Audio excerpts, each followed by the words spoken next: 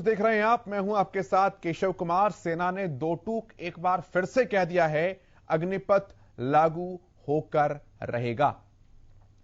और नौकरी की नोटिफिकेशंस, भर्ती की नोटिफिकेशंस वो भी जारी कर दी गई हैं। अब वो युवा जो कि प्रदर्शन कर रहे हैं, उनको सख्त हिदायत है सेना की कि एफआईआर में अगर कहीं भी नाम आ गया तो अग्निवीर नहीं बन पाएंगे। और इसके साथ ही एक शपथ पत्र भी देना होगा कि हमने इस आंदोलन में किसी तरह की कोई भागीदारी नहीं की, यानी कि किसी भी तरह का यू टर्न की किसी भी गौर गुंजाइश को खत्म कर दिया गया है। आज सेना ने जब प्रेस कॉन्फ्रेंस की, तो वहीं इसके साथ साथ आज एक और मोर्चा संभाला हरियाणा प्रदेश की तरफ से मुख्यमंत्री मनोहर लाल ने, और यह कहा कि जो अग्निवीर होंगे उन्हें हरियाणा सरकार नौकरी देगी, वो भी गारंटेड, यानी कि एकदम पक्के तौर पर। यानी कि वो युवा जो सोच रहे थे कि 4 साल के बाद हम क्या करेंगे, उनकी हरियाणा में तो नौकरी पक्की है, अगर हरियाणा के लिहाज से बात की जाए तो। अगर और थोड़े वाइडर पर्सपेक्टिव की तरफ देखें, व्यापक दृष्टिकोण से देखें, तो आज कुछ बातें देश के राष्ट्रीय सुरक्षा सलाहकार अजीत डोभाल ने भी कही। अजीत डोभाल ने राष्ट्रीय और फौज की मजबूती के लिए, आंतरिक सुरक्षा के लिए इसे बहुत महत्वपूर्ण करार दिया और यह कहा कि युवाओं में नाराजगी है, लेकिन समय के साथ वो ठीक हो जाएगी। जैसे जैसे जानकारियां इस योजना के बारे में आती रहेगी, उन्हें फायदेमंद ये योजना देश के युवाओं के लिए लगी, क्योंकि ये अनुशासित युवाओं के निर्माण में भी काफी कारगर होगी, अच्छी होगी।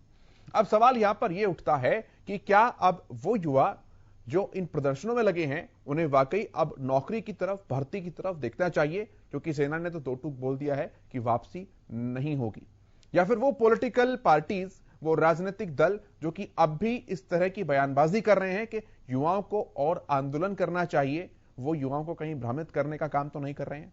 तमाम ऐसे पहलू हैं जिन पर जवाब तलाशने का हम आज प्रयास करेंगे। उससे पहले रिपोर्ट देखिए, पूरे मुद्दे को समझिए, फिर बहस करते हैं।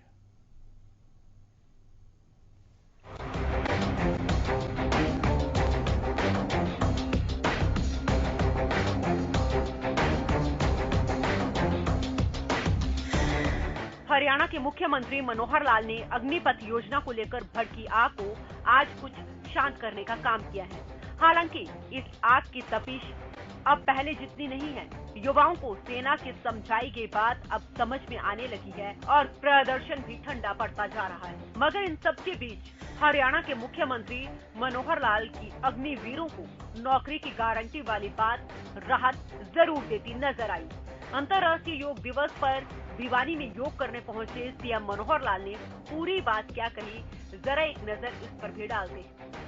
वहीं आज सेना और देश के राष्ट्रीय सुरक्षा सलाहकार की ओर से भी अग्निपथ के काफी लाभ और इससे सेना और देश के सशक्तिकरण की बात समझाई गई। सैन्य मामलों के additional secretary lieutenant general Anil Puri ने आज एक बार फिर साफ कर दिया कि योजना और भर्ती प्रक्रिया वापस नहीं होने वाली। उन्होंने कहा कि ये एक प्रगतिशील कदम है और देश की रक्षा के लिए ऐसा करना बेहद जरूरी है, इसलिए अग्निपथ योजना को वापस लेने का सवाल ही नहीं है। दूसरी ओर राष्ट्रीय सुरक्षा सलाहकार अजीत डोभाल ने इसे राष्ट्रीय सुरक्षा से जुड़ा एक जरूरी कदम बताया और हो रहे प्रदर्शनों को लेकर भी अपनी बात रखी। डोभाल ने कहा, 2 तरह के प्रदर्शन हो रहे हैं। एक तो वे हैं जिन्हें चिंता है, उन्होंने देश की सेवा भी की है। जब भी कोई बदलाव आता है तो कुछ चिंताएं उसके साथ आती हैं। हम इसे समझ सकते हैं। जैसे जैसे उन्हें पूरी बात का पता चल रहा है, वे समझ रहे हैं। जो दूसरा वर्ग है, उन्हें न राष्ट्र से कोई मतलब है और न राष्ट्र की सुरक्षा से कोई मतलब। वे समाज में टकराव पैदा करना चाहते हैं। वे ट्रेनें जलाते हैं, पथराव करते हैं, प्रदर्शन करते हैं। वे लोगों को भटकाना चाहते हैं। युवाओं को समझाने की बात पर उन्होंने कहा, नई भर्ती योजना के खिलाफ देश भर में प्रदर्शन हुए। डोभाल ने कहा कि बदलाव आता है तो ऐसा होता ही है, घबराहट होती है। एनएससी ने कहा कि ऐलान के बाद से धीरे धीरे युवाओं को समझ आने लगा है कि ये तो उनके फायदे की बात है। युवाओं के जो भय और आकांक्षाएं हैं वो दूर हो जाएंगी। राज्य सरकार से लेकर केंद्र सरकार और नौकरशाह से लेकर सेना सब जी तोड़ मेहनत कर रहे हैं युवाओं को समझाने की और प्रदर्शन की आग में पानी डालने की। सेना की 2 टूक कहने के बाद की योजना वापस नहीं होगी। अब देखना यही है कि युवाओं के लिए आगे की डगर क्या है। अब ये एक चर्चा का विषय बना हुआ है। Bureau report, Haryana news.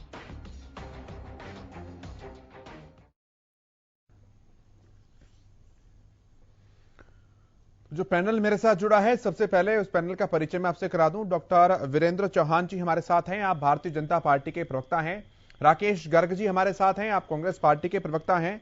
Retired lieutenant colonel J S Sodhi साहब हमारे साथ हैं, डिफेंस एक्सपर्ट के तौर पर हमारे साथ जुड़ रहे हैं, बहुत स्वागत है आपका। और राजनीतिक विश्लेषक के तौर पर दिलीप यशवर्धन जी हमारे साथ है, बहुत स्वागत है आपका। शुरुआत में गर्ग साहब आपसे कर रहा हूं। मनोहर लाल जी ने कहा है कि जो 4 साल अग्निवीर पूरा करके आएगा अपना कार्यकाल, उसकी हरियाणा में नौकरी पक्की, गारंटी के साथ उन्होंने इस बात को कही है।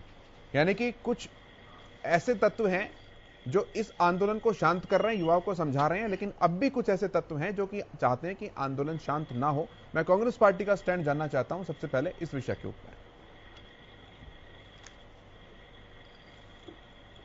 केशव जी, आज से 1 सप्ताह पूर्व जब माननीय रक्षा मंत्री जी ने अग्निपथ योजना को लॉन्च किया, देश के युवाओं के समक्ष रखा और देश के सामने रखा, तो निश्चित रूप से कुछ तथ्यों की जानकारी युवाओं को देने में शायद वो असमर्थ थे या दे नहीं पाए और एक भ्रम की स्थिति पैदा हो गई। और उस भ्रम की स्थिति के मद्देनजर इस देश का युवा, इस प्रदेश का युवा अपने अधिकारों के लिए या अपने भविष्य को आशंकित मानकर और अपने भविष्य को देखकर वो सड़कों पर उतर आया। ये कांग्रेस पार्टी थी, मैं स्वयं इस बात का गवाह हूं क्योंकि मैंने खुद चैनलों पर अपनी पार्टी का भी पक्ष रखा। कांग्रेस पार्टी का हमेशा ये मत रहा कि अगर इस देश के युवा को सरकार समझाने में असमर्थ है तो ये इस देश का युवा अपनी बात रखने का उसको अधिकार है, उसको अब अपना प्रदर्शन करने का अधिकार है, लेकिन वो प्रदर्शन गांधी जी के मार्ग पर होना चाहिए। हिंसा का मार्ग संविधान के दायरे से बाहर जाकर कतई भी स्वीकार्य नहीं है। ये कांग्रेस पार्टी का शुरू से मत रहा। कांग्रेस पार्टी का एक दूसरा मत भी रहा कि जो एक अवरोध और गतिरोध सरकार और युवाओं के मध्य पैदा हो रहा है, सरकार के नुमाइंदे सामने आए, गृह मंत्री जी आए सामने, रक्षा मंत्री जी आए, स्वयं प्रधानमंत्री जी आए और जो इन युवाओं के मन में सवाल है उन सवालों के जवाब दे, उनकी जो भविष्य की जो उनकी अनिश्चितता है उन अनिश्चितताओं का निवारण करे ताकि इस मामले का पटाक्षेप हो सके। लेकिन इसी बीच में सरकार के जो मंत्री, सरकार के जो बड़े बड़े नेता हैं, उन्होंने आग में घी डालने का काम किया। एक तो इस देश का यूथ जो भविष्य को लेकर चिंतित था, ऊपर से सरकार के कुछ नादान नेता या मंत्री मैं कहूं, उन्होंने इस तरीके के अनर्गल बयान दिए जिससे भ्रम की स्थिति और पैदा हुई। मैं आज आपने जो अभी एक रिपोर्ट पेश की, मैं इसी रिपोर्ट के ऊपर अब केशव जी आ जाता हूं। हमारे सूबे के मुख्यमंत्री आदरणीय मनोहर लाल जी और बड़े निश्चिंत भाव से ये घोषणा करते हैं या ये जुमला फेंकते हैं कि 4 साल के पश्चात जो अग्निवीर आएंगे उनको यकीनन नौकरी दी जाएगी। ये वो वाली बात हो गई। हमारे प्रदेश में कहावत और भी है कि जो लड़का, जो बच्चा गोद में है उसकी परवाह नहीं है, जो पेट में है उसकी चिंता पहले की जा रही है। मेरे कहने का जो भाव है वो ये बिल्कुल स्पष्ट है। देखिए, इस देश के अंदर जो बेरोजगारी की दर है वो 7.83% है और अगर हरियाणा के मामले में मैं माफी चाहूंगा आपको इंटरप्ट कर रहा हूं। गर्ग साहब, मैं माफी चाहूंगा आपको इंटरप्ट कर रहा हूं। आधी मिनट और जा रहे हैं। मैं माफी चाहूंगा आपको इंटरप्ट करने के लिए, लेकिन मुद्दा ये नहीं है। देखिए, बेरोजगारी हो, युवाओं की और समस्या हो, वो सारी समस्या है, वो भी डिबेटेबल है, उन पर भी बहस होगी। लेकिन एक सूबे का मुख्यमंत्री अगर युवाओं को उस सेंसिटिव सिचुएशन के दौरान मनाने का प्रयास कर रहा है, कोई कोशिश कर रहा है ये कहकर कि आप अगर आएंगे तो नौकरी दी जाएगी, और आप इसे जुमला कह रहे हैं, तो फिर ये बहुत संवेदनशील मुद्दा है। अभी सिचुएशन ऐसी है कि कोई हल्की सी बात भी इधर से उधर प्रदर्शन को भड़का सकती है। मैं उतनी संवेदनशीलता और जिम्मेदारी के साथ आपकी बात का जवाब दे रहा हूं। मैं ये नहीं कह रहा कि मुख्यमंत्री जी की बात का एतबार मत कीजिए, मैं ये नहीं कह रहा कि प्रधानमंत्री जी की बात का एतबार मत कीजिए, लेकिन जो युवाओं के मन के सवाल है वो रखना हमारी जिम्मेदारी है। उनके मन का सवाल ये है कि 4 साल के बाद जो नौकरियां दी जाएंगी वो ठीक है, मुख्यमंत्री जी आपकी बात को मान लेते हैं, लेकिन पिछले 8 साल के अंदर जो प्रदेश आज बेरोजगारी में नंबर 1 बन गया, इस प्रदेश का युवा जो दर दर भटक रहा है, क्या उनको नौकरी देने की जिम्मेवारी आपकी नहीं थी? ये थोड़ा सा आप केशव जी इस बात पर गौर करिए कि जो 8 साल में नौकरियों का केशव भाई, मुझे लगता है कि वो नहीं हुआ और 4 साल के पश्चात जो आज आश्वासन दे रहे हैं उसका वादा कर। ठीक है, मैं जवाब ले लेता हूं इस बात का ना। तो मैं चौहान साहब से सवालों का ठीक है, तथ्यों के साथ हम पॉइंट दर पॉइंट बात करते हैं। पहले इस पॉइंट पर, ठीक है, पहले इस पॉइंट पर विचार जान लेते हैं सबके। इस पॉइंट को कहीं कंक्लूसिव सिचुएशन में ले जाते हैं। मैं चौहान साहब से जवाब दे रहा हूं। चौहान साहब, उनका कहना यह है कि युवाओं में यह विश्वास भी साथ साथ पैदा करना पड़ेगा कि जो गारंटी शब्द का इस्तेमाल किया है वो गारंटी वाकई में हो, सिर्फ कहने के लिए ना हो। देखिए, मैं विश्वास के साथ ये कहता हूं कि हम नौजवानों का, युवाओं का, जिनमें से कुछ भ्रमित हो गए हैं, राजनीतिक दुष्चक्र में फंसकर, उनका विश्वास जीत लेंगे, उनको विश्वास दिला पाएंगे। और केवल विश्वास नहीं दिलाएंगे, हम सभी अग्निवीरों को जब वो लौट कर आएंगे 75% हर बैच के, उनको हरियाणा में, अगर वो हरियाणा सरकार की नौकरी करना चाहेंगे तो उन्हें समाहित कर लेंगे। मुख्यमंत्री जी ने कहा है, उसका जो पॉलिसी डॉक्यूमेंट है, डिटेल्स हैं, वो भी समय के साथ आ जाएंगी। लेकिन यहां बहुत अधिक प्रयास हमें उन नौजवानों को समझाने में शायद न लगे। दिक्कत तो उन राजनीति के कारोबारियों के कारण पैदा हुई है जो सरकार के, सेना के बेहतरी की दिशा में उठाए गए इस कदम में अपनी राजनीतिक बेरोजगारी समाप्त करने का अवसर तलाशने लगे। योजना की डिटेल्स को समझे बिना, आशंकाओं का बाजार गर्म करके और ये कह के कि देश में जब सब तरफ आग लगने वाली है, इस सरकार को उखाड़ फेंकना होगा, उखाड़ेंगे, इस तरह की भाषा राहुल गांधी, प्रियंका गांधी ने कैमरा के सामने बोली। रिकॉर्ड पर है, हमने, आपने, सबने सुना। गड़बड़ ये लोग कर रहे हैं जो देश की सेना, आंतरिक और बाह्य सुरक्षा के मामले में भी आग लगाकर, राजनीतिक पतीला चढ़ाकर, राजनीतिक तवा चढ़ाकर अपनी रोटियां सेकने निकले हैं। मैं विश्वास के साथ कहता हूं, हम जो कह रहे हैं उसे अमल में लेकर के आएंगे। आज मुख्यमंत्री जी की घोषणा ने राहुल गांधी और प्रियंका गांधी के हाथ से वो राजनीतिक मिट्टी के तेल का कनस्तर छीन लिया है, जिसको लेकर के वो मंद मंद मुस्कुराते हुए नौजवानों को भड़काने निकले थे।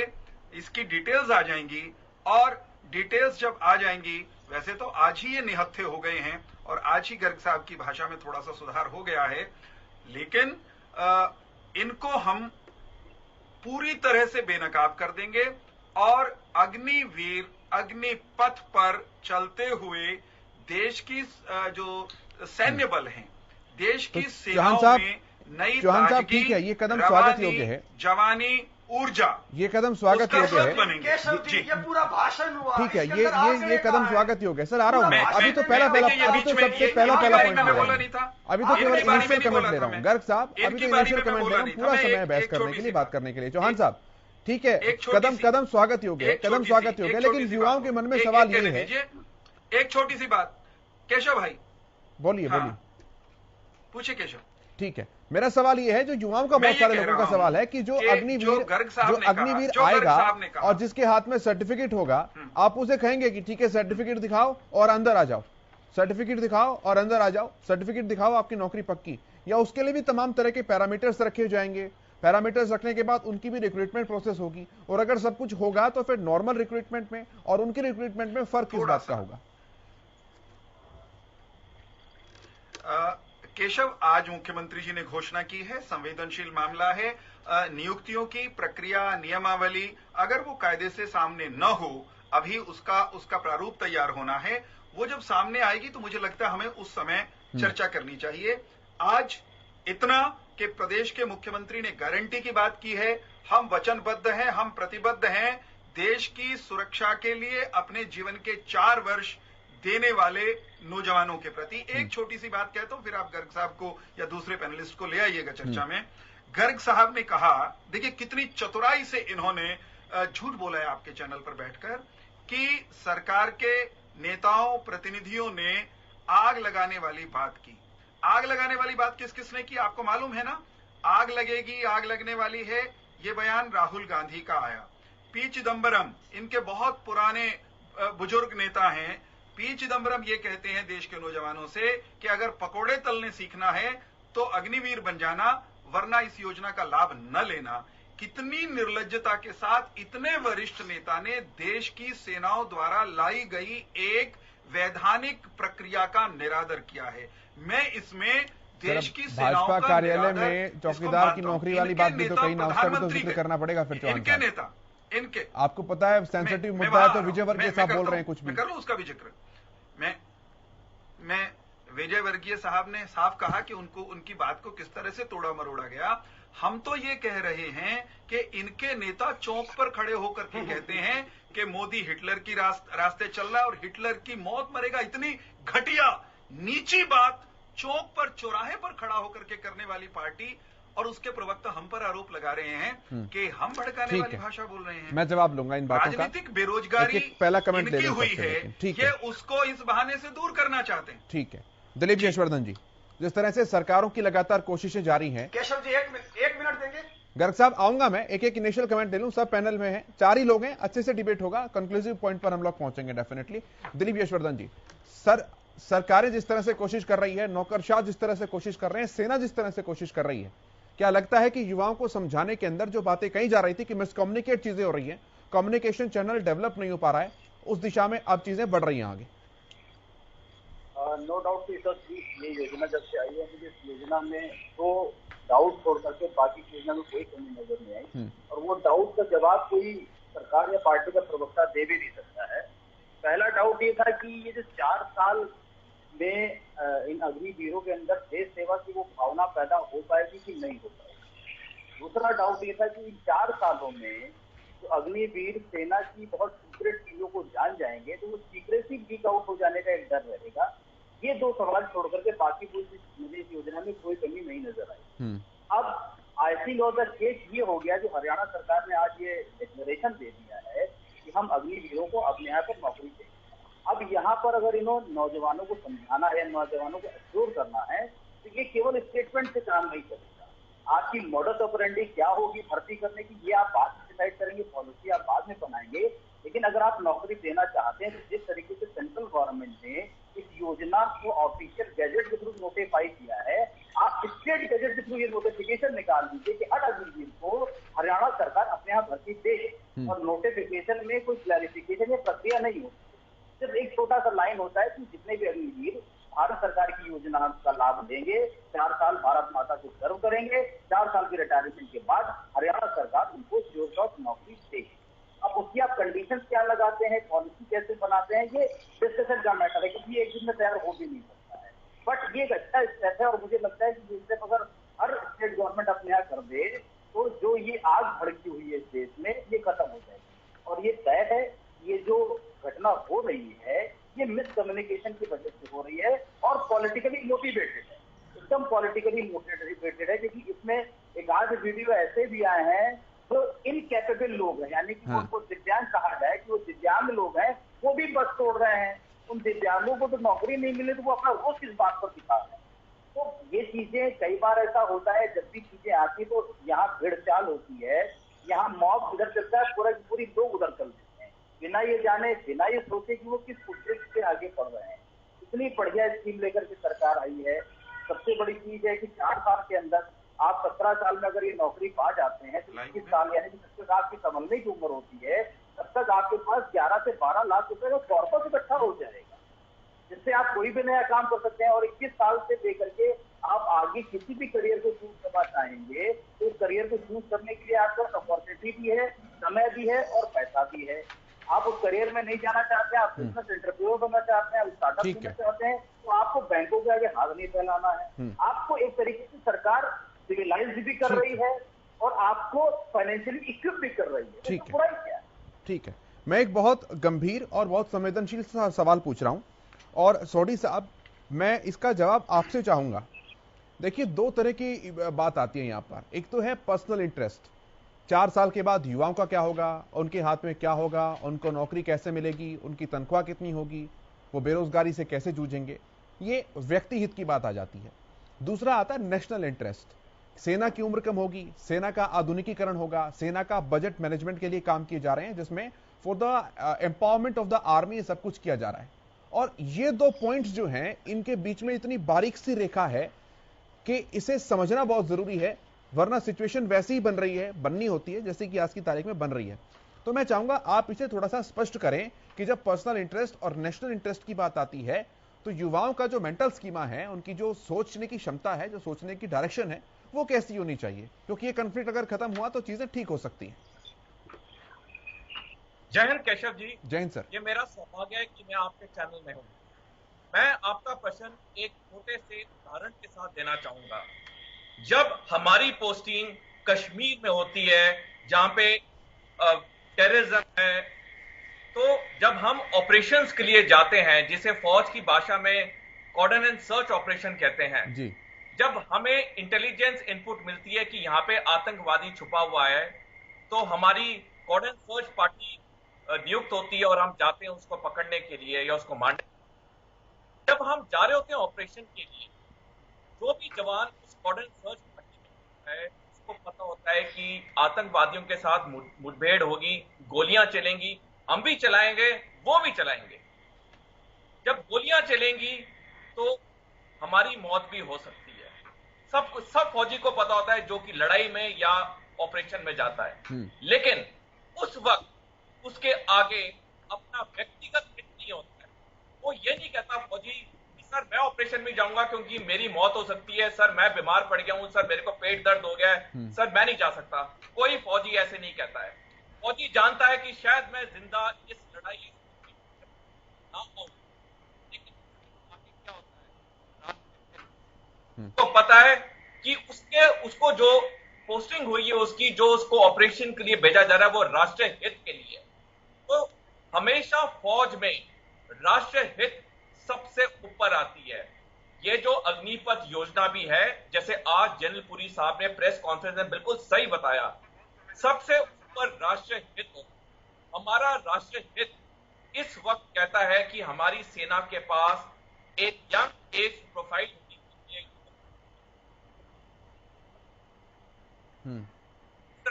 सालाना तकरीबन 50,000 करोड़ रुपया बचेगा पेंशन के तौर से, और ये 50,000 करोड़ फौज को आधुनिक काम आएगा। सोडी साहब, आपकी आवाज में बड़ा इंटरप्शन आ रहा है और बात बड़ी गंभीर है। मैं एक बार इस एरर को ठीक करता हूं, फिर मैं वापस आपके पास आऊंगा। मैं गर्ग साहब आपके पास आ रहा हूं इसी बात को लेकर, जैसा कि सोडी साहब ने भी अभी तक स्पष्ट किया, और जो पुरी साहब हैं लेफ्टिनेंट जनरल, उन्होंने भी इस बात को स्पष्ट किया कि जो ये मुद्दा है सर, ये व्यक्ति की बेरोजगारी दूर करने का या फिर उसको तनख्वाह देने का या फिर नौकरी देने का, ठीक है, एक पहलू उसमें हो सकता है, लेकिन प्राथमिकता ये नहीं है। प्राथमिकता तो यहां पर राष्ट्रहित की है। अब राष्ट्रहित सेना कैसे हो गए, तो सेना तय कर रही है, तो फिर इसमें परेशानी किस बात की है? सरकार को घेरने के और बहुत सारे मुद्दे हैं। कोई परेशानी नहीं है केशव जी। मैं आपके सवाल के जवाब पर आता हूं। उससे पहले जो हमारे भाजपा के प्रवक्ता साथी बोल रहे थे, 30 सेकंड में उनकी बात का जवाब दे देता हूं। मुझे डॉक्टर साहब बोलने के अंदर बड़े अच्छे वक्ता और ओजस्वी भाषण वीर लगे, लेकिन एज ए प्रवक्ता उनके तथ्यों में मुझे बहुत कमी लगी। मैं सिर्फ प्रदेश की 30 सेकंड के लिए मुझे बात करने की आप आज्ञा दे दीजिए। इस प्रदेश के अंदर अगर आप देखें तो हो गई 30 सेकंड, पिछले 8 साल के अंदर नंबर 1 तो नौकरियों के लिए भर्ती। सर सुन लीजिए ना, सर सुन लीजिए, कितनी भर्तियां हुई हैं, कितने पेपर लीक हुए हैं, कितने कैंसिल हुए हैं, क्या स्थिति हुई है, किस प्रकार के हालात पैदा हुए सिर्फ रोजगार को लेकर। ये अच्छी बात है अगर मुख्यमंत्री जी इस बात को लेकर आशान्वित हैं कि 4 साल बाद अग्निवीर जब आएंगे तो उनको 100% नौकरी मिल जाएगी। तो सबसे पहले जो कौशल निगम के तहत पक्की नौकरियों की जगह जो ये कच्ची नौकरी की व्यवस्था कर दी गई, आज इसको खत्म करवा दीजिए ताकि अग्निवीरों को अपना भविष्य सुरक्षित लगे। और अब मैं आपकी बात पर आ जाता हूं। देखिए केशव जी, ये सेना से जुड़ा हुआ मसला है, निसंदेह बहुत गंभीर मसला है, तो इसके ऊपर बहुत चिंतन, मंथन और विचार होना चाहिए। देश की सुरक्षा से जुड़ा हुआ मामला है। हिंदुस्तान की सेना विश्व की सर्वोच्च और सर्वश्रेष्ठ सेनाओं में से एक है। कितना अच्छा होता कि जैसे अमेरिका का जो रक्षा का बजट है वो करीब करीब $801 बिलियन है, चाइना का 293 के आसपास है, और हमारा महज $77 बिलियन है। अगर सेना का रक्षा का हमारा अगर बजट बढ़ाया जाए, और जो हमारे सैनिक हैं तो सेना के अंदर कुछ पैसों के लालच में नहीं जाते, सेना के अंदर। मैं उत्तर दे दूं जी उनके पास। आखिरी लाइन आप पूरी होने दीजिए केशव जी, मेरी आपसे हार्दिक। ठीक है डॉक्टर साहब धैर्य रखिए, धैर्य से आपकी बात का सुनूंगा मैं, आप भी धैर्य रखिए। अब तो होना तो ये चाहिए कि जो हिंदुस्तान दुनिया की सर्वश्रेष्ठ सेना है उसको आर्थिक रूप से भी उतना मजबूत किया जाए। जो ये अग्निपथ पर चलकर अग्निवीरों को अग्नि परीक्षा ली जा रही है, इनको सुविधाएं देने में हर्ज क्या है? इनको सुविधा देने में राष्ट्र का या किसी का क्या बिगड़ रहा है? ये युवा भी अपनी सुविधा और राष्ट्र के प्रति समर्पण भाव से मांग रहे हैं, तो इसमें ना आपको दिक्कत होनी चाहिए, ना हमें दिक्कत होनी चाहिए, तो जा रही है सर। सरकार को दिक्कत भाई सेना का बजट मैनेजमेंट, सुनिए तो सही गर्ग साहब, सेना का बजट मैनेजमेंट कैसा होना है वो ना हम तय कर सकते हैं, ना कोई पॉलिटिकल पार्टी तय, सर आ रहा हूं मैं, ना कोई पॉलिटिकल पार्टी तय कर सकती है, वो सेना को तय करनी है। तो बेहतर है कि सेना के ऊपर ही छोड़ दें। और अगर आप बात कर रहे हैं यूएस के साथ तुलना कर रहे हैं सर, तो जरा ये भी बताइए ना कि भारत में सेना को बुलेट प्रूफ जैकेट्स कब दी गई हैं? हमारे सैनिकों के पास तो बुलेट प्रूफ जैकेट्स भी नहीं होती थी। असॉल्ट राइफल्स कब दी गई है उन्हें? ऐसे तो अगर आपको ध्यान हो तो अभी कुछ दिन पहले सेना के जवानों को यह कहा गया था कि जूतों के पैसे नहीं है, जूते आप स्वयं खरीद लीजिए। प्रश्न ये नहीं है केशव जी, प्रश्न ये है सर कि आज नहीं, आप अपने पॉलिटिकल बेनिफिट के लिए इस तरह से सेना को बदनाम नहीं कर सकते हैं। आप नहीं, जो जूतों को खरीदने की प्रक्रिया थी भारत सरकार को, वो बहुत महंगी पड़ रही थी क्योंकि हमें इंपोर्ट करना पड़ता था चमड़ा बाहर से, तो इसलिए वो रिफॉर्म था। वो ऐसे कहीं नहीं कहा था कि बाजार में जाकर के जूते खरीदिए आप लोग। रिफॉर्म्स कीजिए ना। अभी सेना के जवान में खाने की नहीं गर्ग साहब, मेरे कहने का मतलब केवल इतना है, सेना की बेहतरी सेना को तय करने दीजिए सर, सेना की बेहतरी सेना को तय करने दीजिए। हम उन्हें ज्यादा सलाह मशवरा करेंगे तो दिक्कत होगी। सेना का मनोबल टूटता है।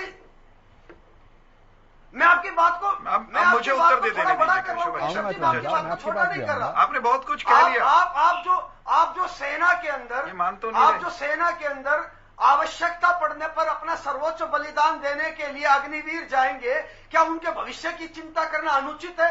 अगर वो आज सवाल सरकार से पूछ रहे हैं तो क्या ये उनको नहीं, कोई अनुचित नहीं है, लेकिन यहाँ फिर व्यक्ति हित की बात आ जाती है ना सर, यहाँ पर व्यक्ति हित की बात आ जाती है। तो यही सवाल वो कर रहे हैं, यहाँ पर व्यक्ति हित की बात आ जाती है ना सर। तो क्या पहले पेंशन नहीं दी जाती थी? पहले पेंशन नहीं दी जाती थी। अब पेंशन कौन कटौती कौन कर रहा है? और 4 साल के लिए कौन पेंशन दे रहा है? भाई अरे गर्ग साहब बहुत नहीं, आप इतने सारे फैक्ट्स डाल रहे हैं कि कंफ्यूज कर रहे हैं सिचुएशन को। बड़ी आसान सी बात है, भर्तियां सब कुछ वैसी की वैसी है, कार्यकाल केवल 4 साल का हुआ है। इंटरप्ट कर दूंगा, आप धैर्य रखिए। आप पार्टी विद द डिफरेंस के सिपाही हैं, आपको धैर्य रखिए। आप इतनी देर से बोल ही रहे हैं, मैं धैर्य से बैठा हूँ। अब पूछिए केशव जी, सवाल पूछिए, आप गोल जवाब देता हूँ। ये जो आप जलेबी तल रहे हो सर, धैर्य रखिए। जब आप बोल रहे थे मैंने भी धैर्य रखा हुआ था। गर्ग साहब, मेरा सवाल बार बार वही है सर कि आप इतने सारे पहलू डाल के अंदर इसे कंफ्यूज करने का प्रयास कर रहे हैं। इन चीजों को घुमाई जा रहा है बार बार, और युवा इसी कंफ्यूजन में है, वो खुद ही समझ नहीं पा रहा कि होगा क्या क्या। मेरे कहने का मतलब केवल इतना है कि जो सेना को करना है वो सेना को करने दीजिए। और वैसे भी आज आर्मी चीफ ने कहा ना कि हम इसे पायलट प्रोजेक्ट की तरह इस्तेमाल करेंगे। अगर इसमें आगे रिफॉर्म्स की जरूरत होगी तो सेना ने कोई गांठ थोड़ी ना मार दी है कि जो आज की तारीख में वही का वही रहेगा। डोभाल साहब ने भी यही कहा है कि जब कोई नई नई चीज आती है तो घबराहट होती ही है। मैं भी केशव जी आपकी उसी सवाल का जवाब दे रहा हूं। ये बात समझाने की जरूरत किसको है? इस देश के युवाओं को। आप उस देश के युवाओं को नहीं, जरूरत तो युवाओं को है, लेकिन जिम्मेदारी किसकी है?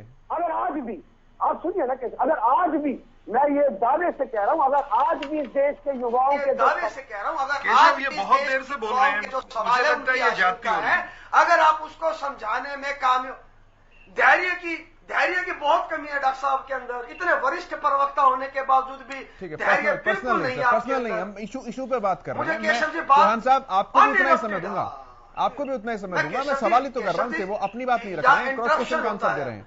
गर्ग साहब आप बोलिए। आप केशव जी उनको 2 मिनट फालतू दीजिए, मुझे कोई एतराज नहीं है। मेरा केशव जी, इस देश के युवा सवाल कर रहे हैं, जिम्मेवारी सरकार की है। जो देश के युवाओं की शंकाएं हैं उनका समाधान हो जाए। अगर उनकी शंकाओं का समाधान हो जाता है तो किसी को क्या एतराज हो सकता है? तो शंका समाधान हो ही तो रहा है सर। का समाधान करने की बजाय शंका समाधान की जिम्मेदारी सेना की योजना की क्या केवल सरकार की है, विपक्ष की नहीं है? विपक्ष केवल आंदोलन करेगा, जंतर मंतर पर बैठेगा, निश्चित रूप से विपक्ष ये बात की अगर कहेगा जो विपक्ष को हिटलर की चाल चलेगा वो हिटलर केशव जी, की मौत अगर करेगा। विपक्ष को सुनिए केशव जी, अगर विपक्ष को भरोसे में लेकर ये योजना लाए, विपक्ष के साथ चर्चा करके ये कोई योजना लेकर आए, निश्चित रूप से हम अपने सुझाव भी रखेंगे। ये देश की सेना का सवाल है, हम सबके मान सम्मान का सवाल है, लेकिन ये बिल्कुल अहंकारी सरकार है। माफी चाहूंगा, लेकिन बीते 8 सालों में रवैया दिखाने विपक्ष का ऐसा एक बार भी आप मुझे बताइए 8 साल में कौन सी एक ऐसी योजना है या सरकार का रवैया देखिए ना। नहीं, सरकार का आप पहले विपक्ष का रवैया तो मुझे स्पष्ट कीजिए। सरकार का रवैया मैं सरकार से पूछूंगा, पर विपक्ष ने कब कहा कि सरकार के हम साथ खड़े हैं, या कब खड़े हुए नजर आए? आप 8 साल के अंदर मुझे एक योजना बताइए जिसके अंदर सरकार ने विपक्ष का सहयोग लिया। हाँ। क्या नोटबंदी में लिया, जीएसटी में लिया, सीएए में लिया, कृषि कानून में लिया, या आज जो ये अग्निपथ है इसमें लिया? आप बताइए ना, विपक्ष के साथ ये सरकार चर्चा कब करती है? नहीं भाई, पार्लियामेंट के अंदर खड़े होकर प्रधानमंत्री ने ये कहा, दूरदर्शिता है। पार्लियामेंट के अंदर खड़ा होकर अगर कोई प्रधानमंत्री कह रहा है कि हम सबकी सामूहिक जिम्मेदारी है, आप भी आइए साथ काम कीजिए, तो पहल करनी चाहिए थी ना। आंख मारने से कैसे बात बनेगी? एक बात बताइए मुझे केशव जी, अगर कोई मीटिंग विपक्ष के साथ सर्वदलीय मीटिंग हो तो क्या मीडिया से छुपी रह सकती है? इस देश के सामने छुपी रह सकती है? आप मुझे एक मीटिंग ऐसी बताइए जो किसी योजना के लाने से पहले आप वरिष्ठ पत्रकार हैं, जिसके बारे में आपको जानकारी हो, जो हमारे मैं बता देता हूं सर, आप उनके कहने की छोड़िए, पब्लिक डोमेन में सारी बातें निकल कर आती है। चलिए, अब दिक्कत ही यही है सर, ना इधर मानने को कोई तैयार, ना उधर मानने को कोई तैयार। मैं सवालों का जवाब ले लेता हूं, मैं अपनी डिबेट पर वापस लौटता हूं, अपनी बहस पर वापस। कोई दिक्कत नहीं है, कोई दिक्कत नहीं है, कोई बात नहीं सर। सिर्फ ये सरकार दूरदर्शिता और अहंकार में निर्णय लेती है। ठीक है, मैं चौहान साहब के पास आता हूं। चौहान साहब रखिए बात, तमाम सवाल हैं। देखिए, जो आपने कही केशव बात, मैं उसी को आगे बढ़ाऊंगा। भारतीय जनता पार्टी और नरेंद्र मोदी सरकार की योजनाओं की बात हो या हरियाणा में मनोहर जी की सरकार की योजनाओं की बात हो, प्रतिपक्ष ने संसद में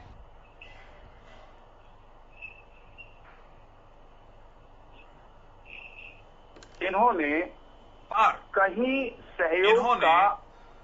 कहीं सहयोग का आधा कदम, एक कदम ज्यादा होता है, आधा कदम भी नहीं बढ़ाया। राजनीतिक कारणों से, राजनीतिक पॉइंट स्कोर करने के लिए ये हर उस मुद्दे पर सरकार के खिलाफ बोले जिस मुद्दे पर कभी नहीं बोलना चाहिए था। उदाहरण के तौर पर, जब भारत की सेना ने दुश्मन के आंगन में घुसकर सर्जिकल स्ट्राइक की, तो संवेदनशील कांग्रेस पार्टी के नेता सेना से हिसाब मांग रहे थे, पाकिस्तान से हिसाब नहीं मांग रहे थे, पाकिस्तान पर प्रहार नहीं कर रहे थे।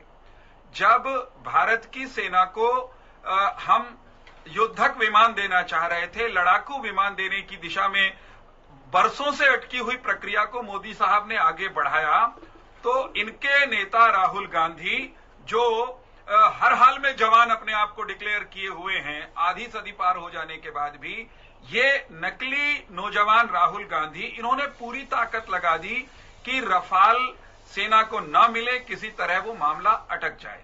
कांग्रेस पार्टी की सेना के प्रति, देश के प्रति प्रतिबद्धता के दो और प्रमाण हैं, उनका जिक्र करना भी जरूरी है। ये सेना के प्रति प्रतिबद्ध लोग होते तो बुलेट प्रूफ जैकेट का आपने हवाला दे दिया, वो बहुत समय पर मिल गई होती। ये सेना के प्रति प्रतिबद्ध लोग होते तो 1 रैंक 1 पेंशन का मामला वो 4.5 दशक तक अटका और लटका नहीं रहता। ये सेना के प्रति प्रतिबद्ध लोग होते तो सरहद पर युद्धों में शहीद हुए सैनिकों का स्मारक वो नरेंद्र मोदी जी की सरकार आने का इंतजार नहीं करता, कई दशक पहले बन गया होता।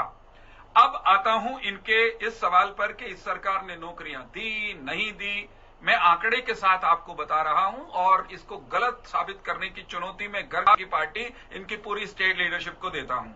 ये करीब 7.5 में रहे केशव हरियाणा में, इन्होंने 70,000 से कम, कहीं इनका आंकड़ा 68,000 होगा, 66,000 भी हो सकता है, नौकरियां दी।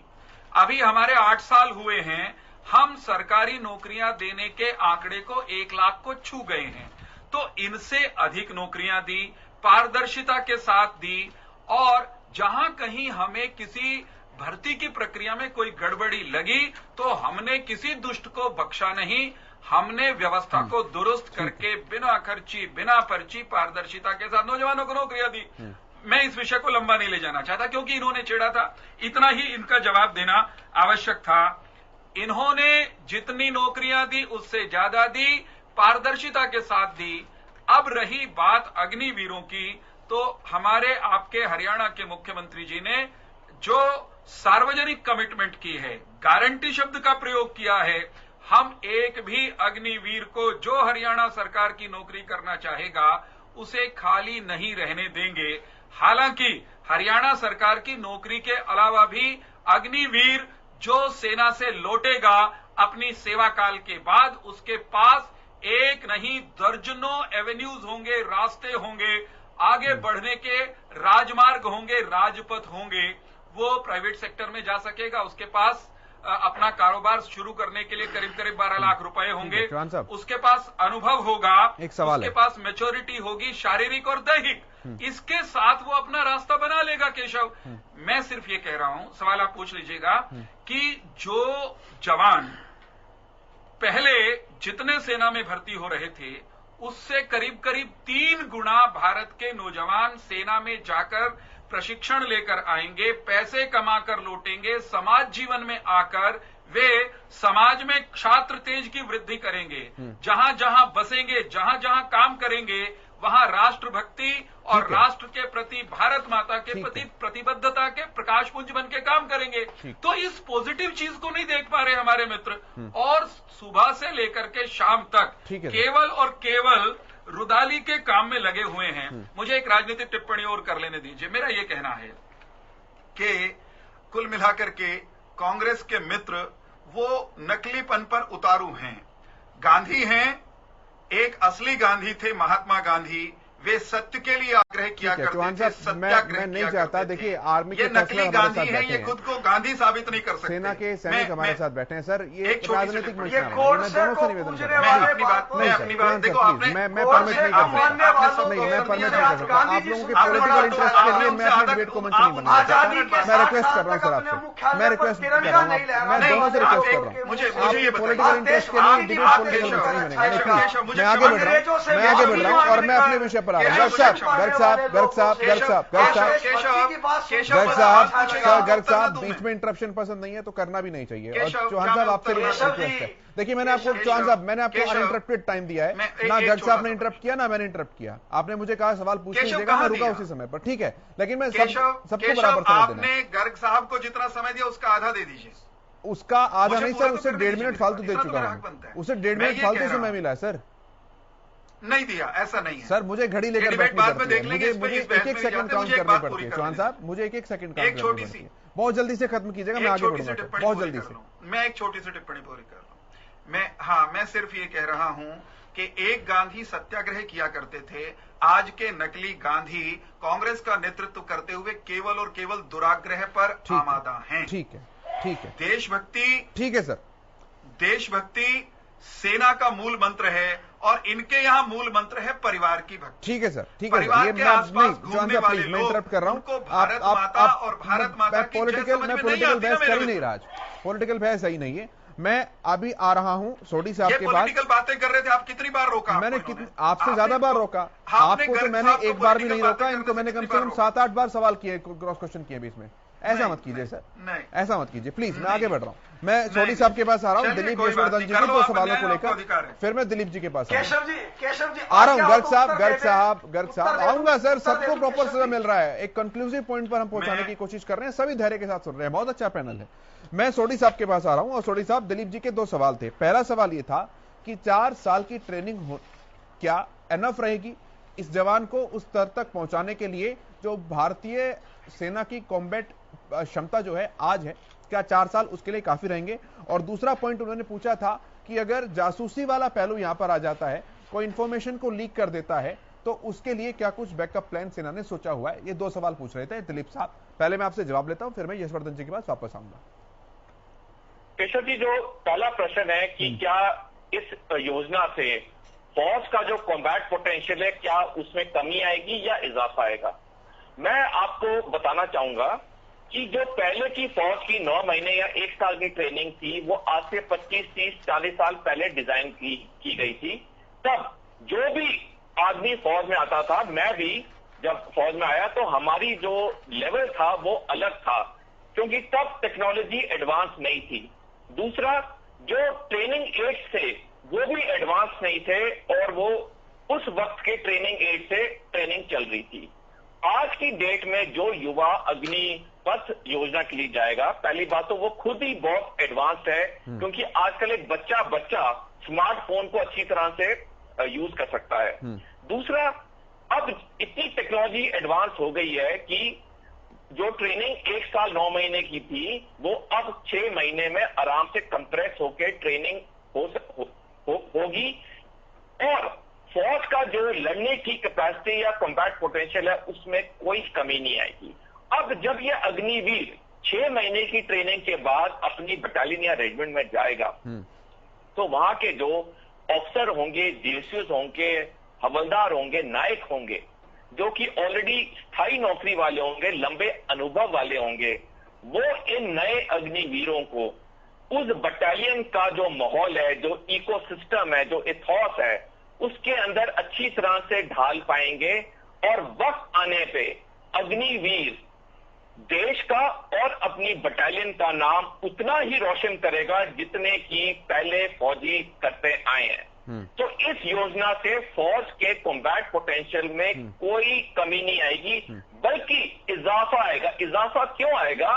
क्योंकि जो जवान की अब एवरेज एज प्रोफाइल होगी वो 32 से 26 साल हो गई, वो अब ज्यादा यंग होगा और फौज में अनुभव तो चाहिए, हमें जोश और जज्बा भी चाहिए। जितना आदमी यंग होता है उतना उसमें ज्यादा जज्बा होता है। अनुभव का मैंने आपको बता दिया। ऑफिसर, डीसीओ, सीनियर वाली बात सर, जानकारियों का अगर जासूसी करेगा वो तो केशव, मैं देखिए चौहान साहब प्लीज, देखिए मैं कर्नल साहब की बात को आगे बढ़ाना चाहता हूं। मैं आऊंगा सर, मौका दूंगा, प्लीज नोट कर लीजिएगा। जी सोडी साहब। केशव जी, जो ये कुछ लोगों के मन में डाउट है कि अगर ये वहां 4 साल की नौकरी करेगा ये इंफॉर्मेशन लीक कर सकता है, अगर आप नॉर्मल टाइम पे भी देख लो, कोई एक आधा फौजी होता है जिसकी सोच अलग हो जाती है, लेकिन फौज के सिस्टम इतने स्ट्रांग हैं कि हम अखबार में पढ़ते हैं कि एक फौजी ने कोशिश की ये कोई सीक्रेट निकालने की, वो फौरन गिरफ्तार हो गया। फौज का जो अंदरूनी सिस्टम है वो बहुत स्ट्रांग है। पहली बात तो फौज का माहौल ऐसे है कि ये आम बात नहीं है, ये लाखों करोड़ों में कोई एक आधा आदमी ऐसा निकलता है, आमतौर पे नहीं होता है। और अगर एक आधा कोई ऐसा निकल भी गया, फौज के अपने सिस्टम बहुत स्ट्रांग है, वो पकड़ा जाएगा। दूसरा, जो सबसे इंपॉर्टेंट वाली बात समझने वाली है कि वो जिस लेवल पे होगा वो इनिशियल अपने 3-4 साल की सर्विस करेगा, उसको फौज के ऑपरेशन प्लान, डिप्लॉयमेंट के बारे में कुछ नहीं पता होगा, क्योंकि ये चीजें सीनियर लेवल से शुरू होती हैं। तो जब तक 75% अग्निवीरों का 4 साल का कार्यकाल खत्म होगा, उसके पास कोई ऐसी इंफॉर्मेशन नहीं होगी जिससे कि देश को या सेना को कोई खतरा आएगा। ठीक है, मैं दिलीप जी के पास आता हूं, फिर मैं वापस दोनों प्रवक्ताओं के पास आऊंगा। दिलीप जी, जो जासूसी वाला सवाल था उसमें सर बात क्योंकि इस प्रश्न से जुड़ी है, अगर आप मुझे अवसर दे दें। सर मैं जरूर दूंगा, एक बार दिलीप जी के पास मैं आ जाता हूं, अभी तक एक ही बार ही उनको मौका मिला है। और दिलीप जी, आपके सवालों का जवाब जो है वो सोडी साहब ने दिया, और जासूसी वाली बात को लेकर आज ये बात भी स्पष्ट की गई है पुरी साहब के द्वारा कि अभी जो किसी भी तरह का रिक्रूटमेंट प्रोसेस में चेंज नहीं हो रहा है, जो पहले होती थी वही अब हो रही है, केवल कार्यकाल उसका 4 साल किया जा रहा है। सोडी साहब मुझसे बेहतर जानते हैं, वो बहुत के हैं, वो अंदर की बातों को भी जानते हैं, मैं उनकी बातों पर कोई सवाल नहीं करा सकता हूँ। लेकिन जो मेरा पहला सवाल था मैं उस पर अभी भी स्थित हूँ कि एक वो आदमी, वो फौजी, वो नौजवान जो फौज में 15 साल के लिए भर्ती हो रहा था तक, उसके अंदर एक जज्बा दूसरा था। अभी ये बच्चे को पता है कि 4 साल बाद मुझे यहाँ से चले ही जाना है और 25% रिक्रूटमेंट का कंपल्सन, जो कंपल्सरी रिक्रूट हो जाएंगे वहां पर, उसमें उसका नाम आएगा कि नहीं आएगा ये उसको नहीं पता है। तो 4 साल के अंदर क्या वो जो भारत माता के प्रति लगाव है, वो जो जज्बा एक फौजी का होता है, क्या वो आ पाएगा? इस पर मैं अभी भी सवाल खड़ा करता हूँ। थोड़ी साथ सम्मान, आपकी बातों का पूरा सम्मान। दिलीप जी, आपको लगता है ऐसे माइंडसेट वाला यूथ जो है वो अप्लाई भी करेगा? नहीं, बिल्कुल करेगा। देखिए बहुत सारे लोग इसलिए करेंगे कि उन्हें पैसा दिखाई देगा। एक पैसा मेरा मंथली मिल रहा है, मुझे खाना फ्री मिल रहा है, मुझे मेडिकल फ्री मिल रहा है, मुझे ड्रेस फ्री मिल रही है और मुझे कॉर्पस भी मिलेगा, मेरा पीएफ भी कटेगा। अगर मैं किसी वजह से मर गया तो मरने पर मेरे परिवार को पैसा भी मिलेगा। अगर मैं डिसेबल हो गया तो डिसेबिलिटी सेना का तर्क इस बात पर यह है कि कोई हमारे पास आए तो चाहे वो कैसा भी हो, वो जब निकल कर जाएगा तो वो वैसा होगा जैसा कि सेना चाहती है, और वो जब रहेगा हमारे दौरान तो भी वो सेना के इकोसिस्टम के हिसाब से ही रहेगा, वो बदल जाएगा। बिल्कुल होगा। और अगर वो नहीं बदलेगा तो वो छोड़कर चला जाएगा बीच में। केशव आऊंगा सर, आऊंगा। हो सकता है। मैंने कहा कि सोढी साहब की बातों का पूरा सम्मान, और सोढी साहब मुझसे ज्यादा अनुभवी है इस क्षेत्र में, इसलिए मैं उनके बातों पर कोई क्वेश्चन नहीं खड़ा कर रहा हूँ। लेकिन जो मेरा अपना परसेप्शन है, जब कोई चीज लॉन्ग टर्म के लिए मिलती है तो हमारी लॉयल्टी उसके प्रति थोड़ी ज्यादा होती है, और जब हमें पता है कि एक निश्चित समय के बाद हमें इसे छोड़ के चले जाना है तो शायद लॉयल्टी में कहीं ना कहीं थोड़ी सी कमी आ जाए। ठीक है, चौहान साहब रखिए अपनी बात, फिर मैं गर्ग साहब के पास आ रहा हूं तुरंत। मैं बस यहीं पर जोड़ूंगा, एक जो ये सवाल बार बार उठाया जा रहा है केशव के, ये जो जवान हैं ये बहुत सक्षम नहीं होंगे, इनकी प्रतिबद्धता नहीं होगी, ये सीक्रेसी लीक कर देंगे, ये लड़ाई के समय हथियार फेंक देंगे। ये मेरे हिसाब से अपने देश के नौजवान की क्षमताओं, उसके व्यक्तित्व और चरित्र की दृढ़ता पर पहले ही दिन संदेह व्यक्त करने वाला पाप है। मैं इसको अपराध जैसा मानता हूं। बुरे लोग, ऐसा नहीं है चौहान साहब, देशद्रोही लोग, गलत काम करने वाले लोग बीच में, प्लीज मुझे मैं पूरा कर लूं, मैं पूरा कर लूं। बुरे लोग देशद्रोह करने, ये बीच में मत बोलो मित्रवर, प्लीज कह लेने दो मुझे। आप सही है, मैं चुप हो जाता हूँ जी फिर। केशव ये तो तरीका ठीक नहीं। शब्द गलत इस्तेमाल मत करिए, शब्द गलत इस्तेमाल मत करिए। नहीं, उनका कहने का, चौहान साहब उनके कहने का मतलब ये है ना प्रभु कि आप सभी युवाओं को एक कैटेगरी में मत खड़ा कीजिए, और एक्सेप्शन हो सकते हैं जो आप कह रहे हैं, वो एक्सेप्शन हो सकता है, लेकिन एक्सेप्शन को आप रूल मत बनाइए। उनका ये कहना मैं देता हूँ ना केशव, मैं इतनी देर से उत्तर देने की प्रतीक्षा कर रहा हूँ, मुझे वहीं रोक दे रहे हैं आप। बोलिए जो अगर इन्होंने ही अपने प्रश्न भी, मैं फिर दोहराऊंगा, कृपा करके मुझे इंटरप्ट ना करें। देश के नौजवान के उसकी निष्ठा, राष्ट्र के प्रति निष्ठा और देश की सेनाओं की अपने नौजवान को तैयार करने, सुसंस्कृत करने, मजबूत बनाने की कैपेबिलिटी, क्षमता पर कृपा करके सवाल न उठाएं। कमजोर मन का व्यक्ति, देशद्रोही तत्व, वो जवानी वाला भी हो सकता है, वो बुढ़ापे वाला भी हो सकता है, जिसने बिकना है वो 15 और 20 साल की सेवा के बाद भी गद्दार हो सकता है। मेरी दृढ़ आस्था है कि बड़ा व्यक्ति, बड़ी उम्र का व्यक्ति फिसलेगा, इस बात की संभावना कहीं ज्यादा हो सकती है बनिस्बत उस जवान के जो देशभक्ति के जज्बे के साथ सेना में जा रहा है। ये अंतर आपको समझना पड़ेगा। आशंकाएं व्यक्त करने से हमें परहेज करना चाहिए। हजारों की संख्या में सैनिक सारा प्रशिक्षण, सीक्रेसी, अंदर की बातें जानने के बाद हर साल रिटायर होकर केशव आ रहे हैं। उनमें से 0.001% भी वो कच्चे नहीं निकले, गद्दार नहीं निकले, और हम नई पीढ़ी की निष्ठा पर सवाल खड़ा करें, ये उचित नहीं है। फिर दोहराऊंगा, आर्मी की रिक्रूटमेंट की प्रोसेस नहीं बदली है, आर्मी की ट्रेनिंग की प्रक्रिया नहीं बदली है। रिक्रूटमेंट वैसे ही होगी, ट्रेनिंग वैसे ही होगी, जवान अधिक संख्या में सेना में जाएंगे, अच्छी संख्या में जवान लौटकर समाज में आएंगे, जो सेना में भी जवानी भरेंगे, और जो देश में लौटकर सामान्य जीवन में, सिविलियन लाइफ में भी अनुशासन का संचार करेंगे, अनुशासन के प्रतिबिंब बनेंगे, मीनारें बनेंगी। आइए उनका स्वागत करें, उनका हौसला बढ़ाएं। उनको कलंकित करना कहाँ जरूरी है? ठीक है सर। अभी तो वो गए भी नहीं। नहीं, कलंकित नहीं कर रहे सर। एक होता है सवाल पूछना, एक होता है सवाल उठाना। मैंने आपसे 100 सवाल पूछे हैं, लेकिन मैंने सवाल उठाया नहीं है एक भी। कोई बात नहीं, मैं गर्ग साहब के पास आ रहा हूं। गर्ग साहब, एक फाइनल कमेंट मैं सबसे ले रहा हूं, और आपको 1 मिनट फालतू, क्योंकि आपका नंबर बीच में नहीं आया था। गर्ग साहब, फाइनल कमेंट के साथ अपनी बात। आप मुझे सिर्फ 1.5 से 2 मिनट केशव भाई बिल्कुल मतलब बगैर गतिरोध के बोलने की आज्ञा दे दीजिए। जी। सबसे पहले तो जो हमारे बड़े भाई डॉक्टर चौहान बैठे हैं, मुझे आज बड़ी हार्दिक प्रसन्नता हुई कि गोडसे को मानने वाले लोगों ने आज गांधी को माना, गांधी को पूजा, गांधी को याद किया। और जो शहादत की बात करते हैं, जो राहुल गांधी, ये गोडसे आपके क्या लगते हैं जो उनके बिना आपका गुजारा नहीं होता? बैठे हुए हैं, गोडसे आपके लगते क्या हैं? उनको समझ अरे गोडसे से क्या रिश्तेदारी है आपकी? के गोडसे पर आ जाते हो और पेंशन खाई। मैं गांधी की बात कर रहा हूँ, आपको गोडसे याद आ रहा है? केशव जी, चौहान साहब, अब मैं आपको उसी समय मना कर रहा था, मैं आपको उसी समय मना कर रहा था कि आप पॉलिटिकल कमेंट मत कीजिएगा, क्योंकि मैं अपनी डिबेट को पॉलिटिकल नहीं बनाना चाह रहा था। क्या Godse? Sir, we are debating over the, sir Chauhan साहब प्लीज, चौहान साहब, हम युवाओं की बात कर रहे हैं, हम रिफॉर्म्स की बात कर रहे हैं, प्लीज। इनका गोडसे प्रेम बंद करवा दीजिए। मैंने आपको भी कहा था ना कि पॉलिटिकल कमेंट मत कीजिए, दुकान नहीं चलती। मैंने आपको भी कहा था पॉलिटिकल कमेंट मत कीजिए। गर्ग साहब प्लीज, मैं इंटरप्ट करूंगा, गर्ग साहब मैं इंटरप्ट करूंगा अगर आप पॉलिटिकल कमेंट करेंगे तो।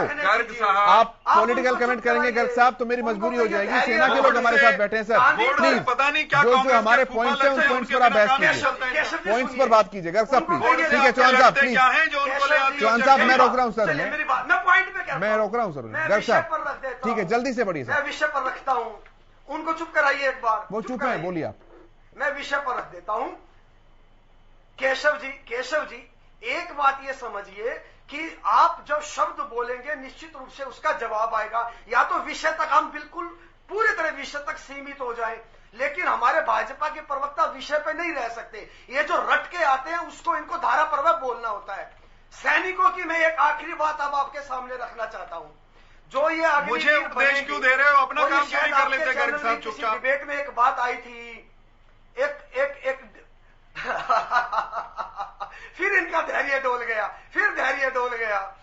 मैं एक आखिरी सवाल पूछना चाहता हूं केशव जी, एक नौजवान अगर ये प्रण कर ले कि मुझे देश की सेवा करनी है, सेना के माध्यम से करनी है, और मैं सेना में रहकर आवश्यकता पड़े तो अपने प्राणों का सर्वोच्च बलिदान दूं, और आवश्यकता ना पड़े तो मातृभूमि की रक्षा करता रहूं, 4 साल बाद अगर उसको बाहर निकाल दिया जाए, क्या कोई ऐसा प्रोविजन है या ये भाजपा के प्रवक्ता, ये सरकार कर सकती है कि वो सेना में अनवरत अपनी सेवा देता रहे, या अगर थल सेना से निकले तो वायु सेना या जल सेना में अपनी सेवाएं दे सके?